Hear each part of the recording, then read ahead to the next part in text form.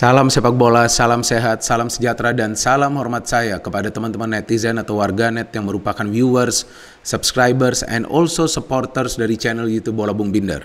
Di konten terbaru dari channel YouTube Triple B hari ini teman-teman sudah jelas dan 100% pasti saya ingin memberikan review dari pertandingan antara Leicester City versus Manchester United. Saya memang tidak nonton pertandingan ini secara live karena saya tugas siaran pertandingan Liga 1 antara Bayangkara FC versus Persib Bandung. Sehingga saya perlu memutar ulang pertandingan ini dan menonton full 90 menit dari pertandingan ini agar bisa memberikan analisa di konten terbaru hari ini. Dan yang saya perhatikan bahwa seperti biasa para pemain MU sulit untuk membangun kerjasama di antara satu sama lainnya. Dan yang saya perhatikan para pemain Leicester begitu baik dalam menerapkan passing game mereka. Dan tampak jelas Brendan Rodgers mengincar kemenangan di pertandingan ini karena dia memainkan Iheanacho dan juga Vardy secara bersamaan dari awal. Dari Manchester United yang memang dikabarkan sebelumnya bahwa Harry Maguire belum tentu turun karena masih dalam masa recovery. Ternyata dia diturunkan dari awal teman-teman. Dan Marcus Rashford yang kabarnya sudah bisa kembali bermain, memulai pertandingan ini dari bench, tapi kemudian pada saat dia masuk, dia bisa mencetak gol. So well done for Rashford, tapi MU kalah teman-teman.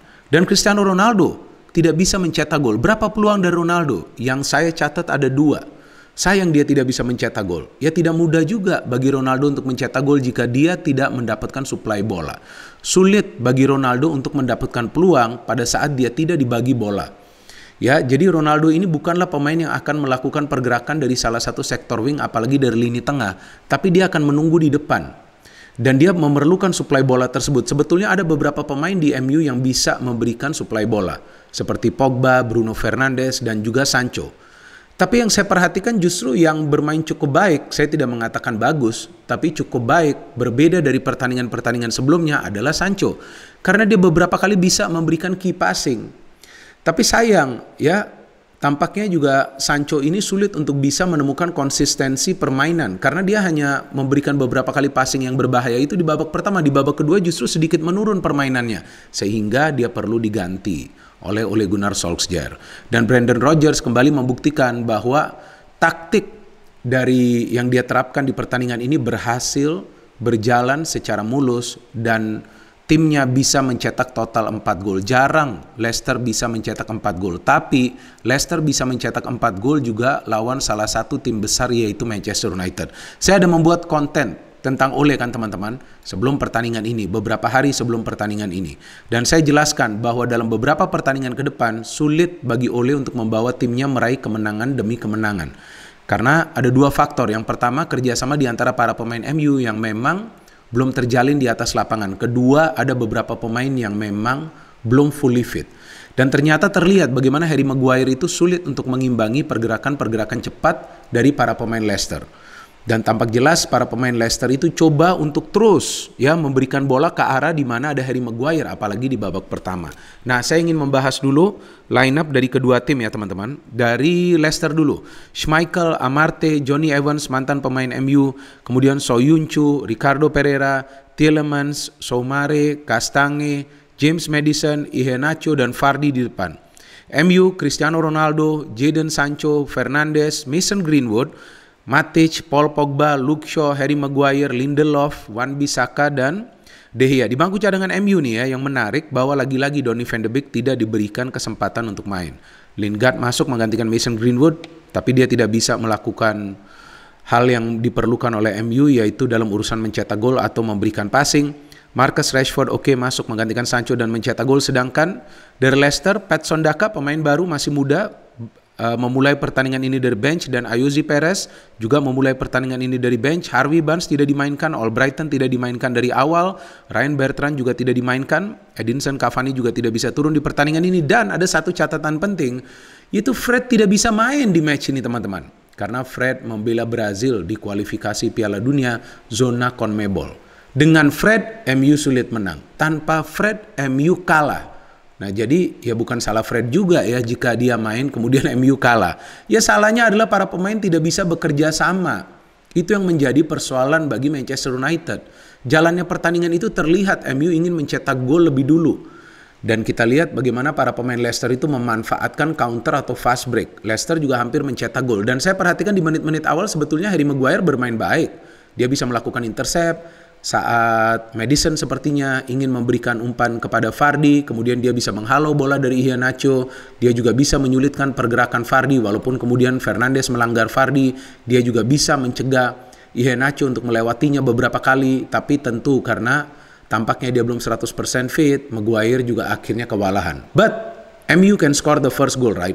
Nah, saya perhatikan bahwa Greenwood ini bernafsu untuk mencetak gol. Karena sebelum dia mencetak gol yang indah tersebut, sebelumnya juga dia mendapatkan peluang dari kejadian yang serupa. Dia membawa bola mendekati kotak penalti, dia shooting bisa ditangkap oleh Schmeichel. But the second time, dia berhasil mencetak gol. Setelah itu saya perhatikan beberapa crossing yang diberikan oleh Luke Shaw, Fernandes ataupun Pogba tidak akurat sama sekali. Ronaldo sulit banget untuk mendapatkan peluang. Memang dia dapat satu peluang setelah Sancho melakukan gerakan-gerakan cepat, gerakan-gerakan individu, tapi kemudian tendangannya masih bisa ditahan oleh Schmeichel. Leicester bisa mencetak gol menyamakan kedudukan dan kita lihat bagaimana Iheanacho itu bisa merebut bola dari Maguire, memberikan umpan ke Tielemans, sedikit terlambat para pemain MU untuk menutup ruang tembak dari Tielemans dan dia bisa melakukan shooting yang sempurna untuk menjebol gawang dari De Gea. And the second half, Lindelof kita lihat sedikit kewalahan untuk bisa menahan pemain-pemain dari Leicester sehingga dia melakukan foul. Rashford akhirnya masuk karena tampak Ole ingin memenangi pertandingan ini dan counter strategi yang dilakukan oleh Brendan Rodgers adalah di menit ke-73 setelah Rashford masuk yaitu memainkan Perez dan juga Daka. Cukup berani.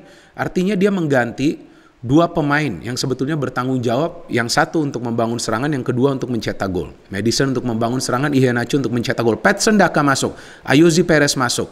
And Soyuncu bisa mencetak gol setelah dia memanfaatkan kemelut ya, tampaknya kemelut itu ya, di depan mulut gawang MU, shooting dari Daka yang bisa di-save, kemudian bola dari rebound mengarah ke Soyuncu di mana dia bisa mencetak gol. Maguire tampaknya tidak mewaspadai kehadiran dari Soyuncu dan yang menarik Soyuncu nih musim lalu cuma mencetak satu gol, itu pun lawan MU ketika Leicester menang di kandang MU dan kembali dia bisa mencetak gol. And then kita lihat Lingard masuk, Scott McTominay masuk, Rashford bisa mencetak gol. Memang saya perhatikan bahwa Lindelof memberikan umpan yang akurat, dia melepaskan umpan ke ruang yang terbuka di defense dari Leicester City. Johnny Evans sedikit terlambat dan Rashford bisa mencetak gol di comebacknya, good goal. But then look at Leicester City, mereka tidak menyerah, mereka terus menyerang. Ada Ayoze Perez, pemain yang baru masuk. Kita lihat dia bisa memberikan umpan yang begitu baik dan perhatikan, ada 6 pemain MU di dalam kotak penalti, tapi mereka semua hanya melihat bola, tidak melihat ada Vardy atau juga ada Patson Daka yang melakukan pergerakan untuk mencari ruang bebas. Ternyata yang bisa mendapat ruang bebas itu Vardy dan dia bisa mencetak gol ketika mendapatkan umpan dari Ayoze Perez tersebut. Sebetulnya MU coba untuk menyamakan kedudukan teman-teman, tapi lagi-lagi kita tidak melihat teamwork di antara para pemain MU. Saya tidak melihat ada banyak peluang yang berbahaya yang bisa diciptakan oleh para pemain MU di pertandingan ini. Ya, jika mereka bisa ciptakan, masih ada Schmeichel yang bermain baik di pertandingan ini.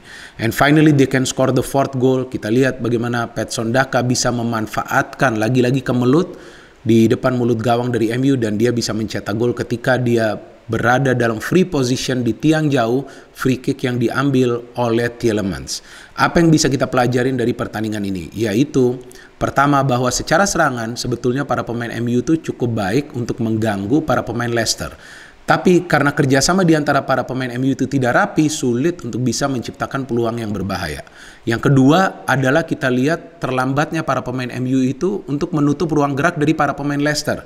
Sehingga para pemain Leicester itu ketika mendekati defense dari MU sering mendapatkan free space. Seperti apa yang kita perhatikan dilakukan juga oleh Tielemans ketika dia hampir saja mencetak gol kedua ya bagi dirinya di pertandingan ini, tapi tendangannya tersebut masih bisa di-save oleh De Gea, betul kan? Di-save oleh De Gea kemudian terkena tiang gawang. Tapi coba perhatikan, Tielemans itu free.